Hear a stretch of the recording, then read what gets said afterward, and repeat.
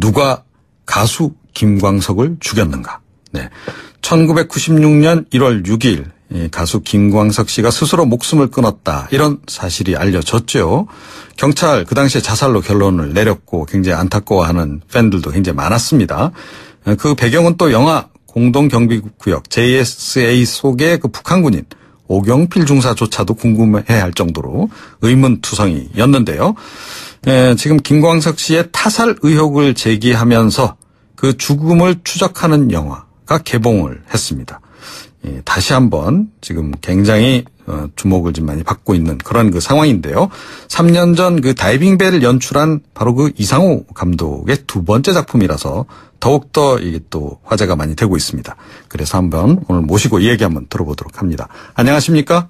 네, 안녕하세요. 예, 이 뭐 전작보다도 더 지금 반응이 뜨겁다고 지금 소문이 났던데 맞습니까? 많은 분들이 봐주고 계시고요. 두 번째 영화라서 더 준비를 많이 했습니다. 네. 그 가수 김광석 씨 같은 경우에는 좀 세대를 떠나서 요즘 젊은 층들도 굉장히 관심을 많이 갖는 그리고 많이 듣는 그런 가수 아닙니까? 예, 많은 분들이 김광석 씨를 다시 부르는 그런, 대상인데, 우리 좋아하는 아이유 씨도 좋아한다고 이렇게 말씀하시고. 네. 세대를 떠나서 생활가요 같이 돼 있잖아요. 30살 되면 30 즈음에. 그렇죠. 예, 군대 갈 때 또 이등병 편지. 생활 속에 이렇게 파고 들어오는 그런, 목소리의 소유자가 아니었나 이렇게 생각이 됩니다. 네. 그런데 굉장히 이제 의외의 화두를 지금 던지신 거란 말입니다. 그 당시에, 사실은 논란이 전혀 없었던 것은 아니나, 그럼에도 불구하고 일단 자살로 경찰이 결론을 내린 그 사안인데. 네네. 이거 좀 뭔가 미심쩍다. 이런 생각을 하시게 된 계기가 뭔가요? 제가 수습기자 시절이었어요. 96년 1월에. 경찰서 가면 이제 변사 사건들이 참 많습니다. 아, 그렇죠. 예. 도랑에 엎어져서 돌아가시거나, 한강에 떠내려오거나. 네. 예. 근데 그분들이 어찌 보면 약자 중에 약자임에도 불구하고, 돌아가신 분들은 말씀을 못 하시니까. 네. 그분들이 그때도 많았지만 지금은 더 많아져서 연 3만 명 정도가 변사로 발견이 돼요. 그렇게 많습니까? 네네. 그분들 이제 대부분 자살로 분류가 되기 때문에 더더구나 자살률이 1위가 이제 되는 그런, 오명을 가진 국가가 됐는데. 네. 그때 취재 과정에서 만났던 많은 변사자들 중에 한 분이셨죠. 근데 대부분 이제 변사가, 원래는 이제 타살 가능성을 두고 다 조사를 해야 되는데, 그렇지 못한 현실이거든요, 사실. 네, 그래서 아무래도. 예, 억울한 분들이 참 많은데 김광석 씨 경우 더더구나 의심스러운 분들이 많았어요. 네, 결정적인 어떤 눈에 띄는 증거 이런 것들 근거랄까 이런 것들을 그때 발견하신 게 뭐가 있으십니까? 네, 그때 당시에 이제 그 현장 목격자가 유일한 게 이제 부인 서혜순 씨라는 분인데. 네. 이분께서 이제 자살이라고 강력하게 초기부터 주장을 하셨고 이제 내세운 이유가 우울증 그리고 여자 관계, 이런 것들이었거든요. 예. 근데 취재를 해보니까, 몸에서 그 우울증 약도 나오지 않았고, 여자 관계는 사실이 아니라 오히려 반대로, 부인 쪽에 남자 관계가 확인이 되고, 예. 나아가서 이제 그 목을 3번 감아서 돌아가셨다고 하는데, 몸에 그러면 이제 사큰이라고 해서 줄에 눌린 자국이 나와야 되잖아요. 그렇죠. 그런데 그게 3줄이 아니라 앞에만 한 줄이 있고 뒤에는 끊어져 있더라고요. 줄 눌린 흔적이. 예. 그렇다면 그게 전적으로 주장이 위배되는 거잖아요. 그래서 이제 의심을 이제 하셨다는 말씀이신데 그럼 경찰은 그런 부분을 그냥 넘긴 겁니까, 그럼? 경찰도 초반에는 의심을 했죠, 당연히. 근데 워낙 이 서혜순 씨가 강력하게 주장을 하고 최초의 발견자가 사건 현장을 훼손한 상태였거든요. 네. 무슨 말이냐면 목에 감겼다는 줄을 다 풀어놓고 바닥에 놓고 이제 최초의 신고를 안 한 상태에서 한 20-30분 정도 혼자서 CPR, 심폐소생술도 하고 그랬다는 거예요. 그래서 나중에 이제 이미 사망한 상태에서 병원으로 옮겨졌기 때문에 경찰 입장에서는 이제 상당히 합리적 의심을 갖는데 좀 어려움이 있었겠죠. 그리고 이후에 이제 제가 취재를 하면서 많은 그 주변 분들이 제보를 해서 당시에 없던 새로운 그런 단서들이 많이 추가가 돼서 이제 영화로 만들게 된 겁니다. 네. 그 내용을 다 말씀해 주시면 이제 영화 그 내용을 또, 네, 알려주시는 게 좀 이제 뭐 하시긴 할 것 같은데. 네. 그 주변인들, 그러니까 지인들 사이에서는 뭐 그 전부터 이미 이제 그런 얘기들이 조금 이제 없잖아. 있었지 않습니까?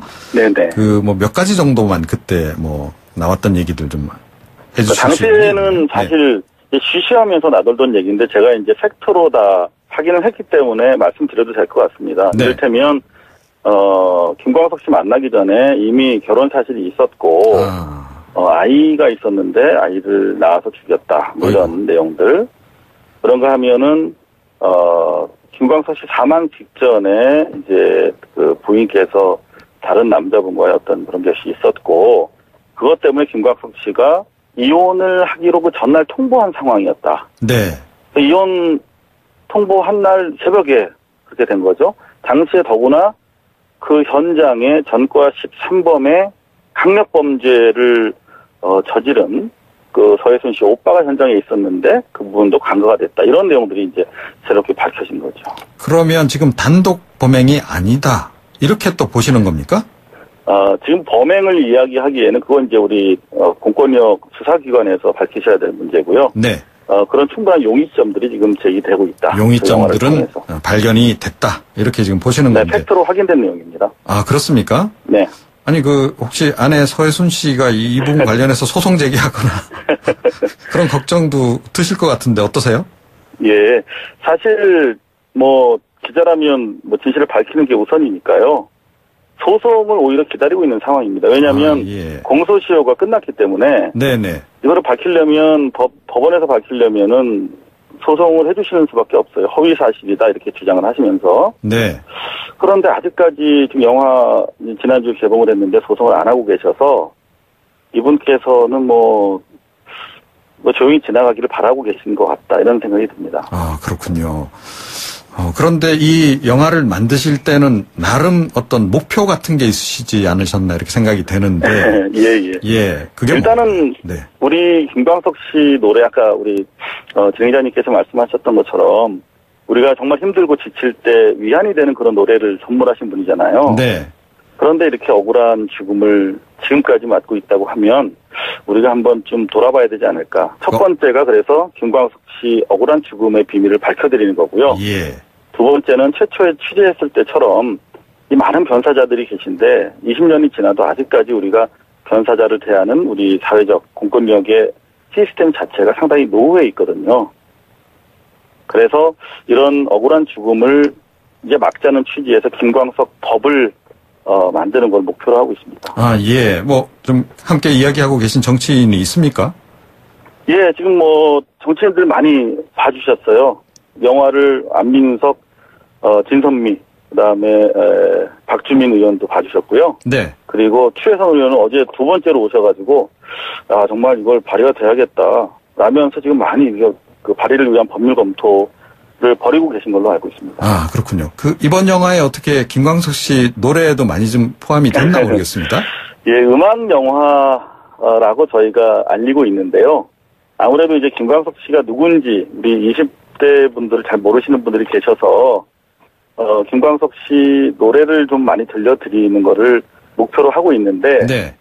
저작권을 다 그 부인 서혜순 씨가 다 관리하고 계세요. 아, 그렇군요. 예, 그래서 김광석 씨가 작곡 작사한 거 말고 불러서 유명해진 그런 노래들 있지 않습니까? 네. 이를테면 나의 노래라든가 사랑했지만 이런 6곡의 노래를 쓰고 있는데요.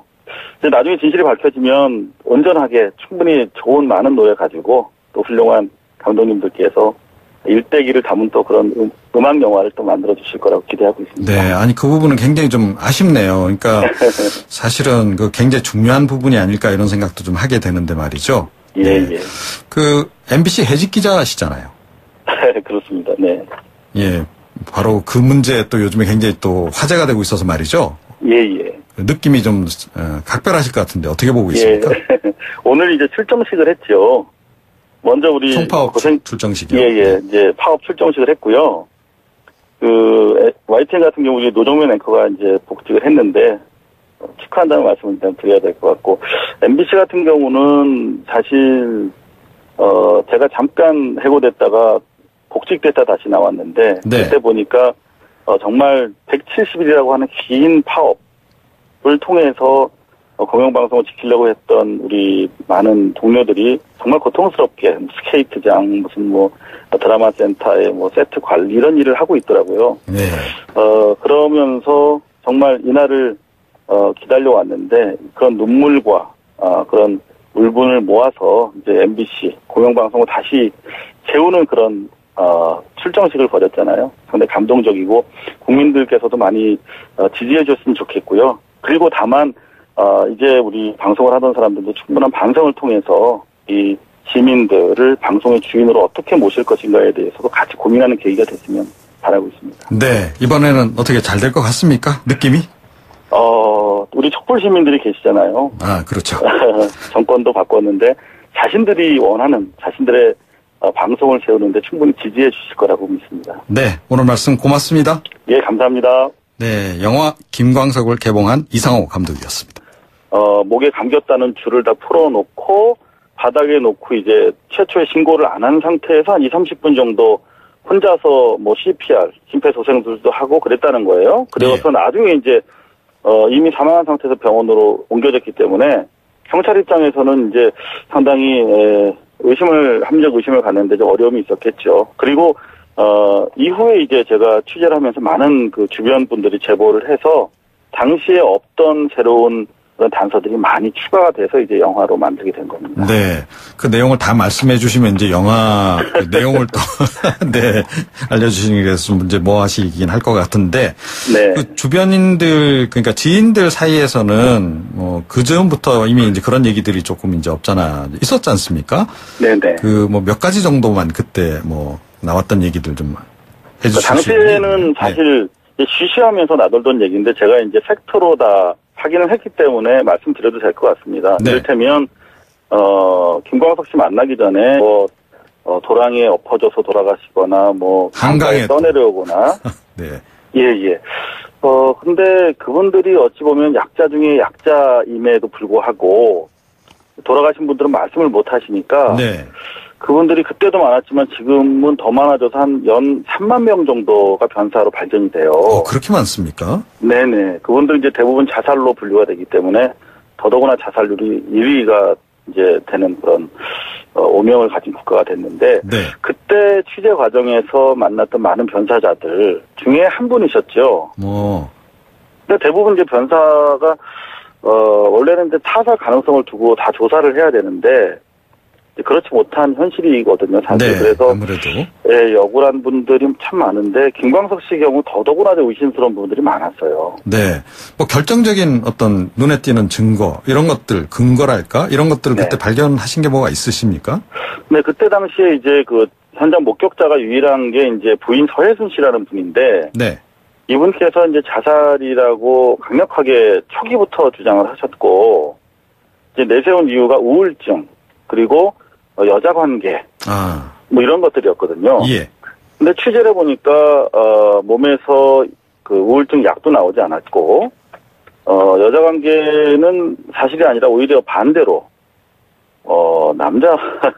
부인 쪽에 남자 관계가 확인이 되고, 예. 나아가서 이제 그 목을 3번 감아서 돌아가셨다고 하는데, 몸에 그러면 이제 사큰이라고 해서 줄에 눌린 자국이 나와야 되잖아요. 그렇죠. 그런데 그게 3줄이 아니라 앞에만 한 줄이 있고 뒤에는 끊어져 있더라고요. 줄 눌린 흔적이. 예. 그렇다면 그게 전적으로 주장이 위배되는 거잖아요. 그래서 이제 의심을 이제 하셨다는 말씀이신데, 그럼 경찰은 그런 부분을 그냥 넘긴 겁니까, 그럼? 경찰도 초반에는 의심을 했죠, 당연히. 근데, 워낙 이 서혜순 씨가 강력하게 주장을 하고, 최초의 발견자가 사건 현장을 훼손한 상태였거든요. 네. 무슨 말이냐면 더 좀 준비를 많이 했습니다. 네. 그 가수 김광석 씨 같은 경우에는 좀 세대를 떠나서 요즘 젊은 층들도 굉장히 관심을 많이 갖는 그리고 많이 듣는 그런 가수 아닙니까? 예, 많은 분들이 김광석 씨를 다시 부르는 그런 대상인데 우리 좋아하는 아이유 씨도 좋아한다고 이렇게 말씀하시고, 네. 를 떠나서, 생활가요 같이 돼 있잖아요. 뭐 30살 되면 30 즈음에. 그렇죠. 예, 군대 갈 때 또 이듬해 편지. 생활 속에 이렇게 파고 들어오는 그런, 목소리의 소유자가 아니었나 이렇게 생각이 됩니다. 네. 그런데 굉장히 이제 의외의 화두를 지금 던지신 거란 말입니다. 그 당시에, 사실은 논란이 전혀 없었던 것은 아니나, 그럼에도 불구하고 일단 자살로 경찰이 결론을 내린 그 사안인데. 네네. 이거 좀 뭔가 미심쩍다. 이런 생각을 하시게 된 계기가 뭔가요? 제가 수습기자 시절이었어요. 96년 1월에. 경찰서 가면 이제 변사 사건들이 참 많습니다. 그렇죠. 예. 누가 가수 김광석을 죽였는가? 네. 1996년 1월 6일 가수 김광석 씨가 스스로 목숨을 끊었다. 이런 사실이 알려졌죠. 경찰 그 당시에 자살로 결론을 내렸고 굉장히 안타까워하는 팬들도 굉장히 많았습니다. 그 배경은 또 영화 공동경비구역 JSA 속의 그 북한군인 오경필 중사조차도 궁금해할 정도로 의문투성이였는데요. 지금 김광석 씨의 타살 의혹을 제기하면서 그 죽음을 추적하는 영화가 개봉을 했습니다. 다시 한번 지금 굉장히 주목을 좀 많이 받고 있는 그런 그 상황인데요. 3년 전 그 다이빙벨을 연출한 바로 그 이상호 감독의 두 번째 작품이라서 더욱더 이게 또 화제가 많이 되고 있습니다. 그래서 한번 오늘 모시고 이 얘기 한번 들어보도록 합니다. 안녕하십니까? 네, 안녕하세요. 예, 전작보다도 더 지금 반응이 뜨겁다고 지금 소문이 났던데 맞습니까? 많은 분들이 봐주고 계시고요. 두 번째 영화라서 좀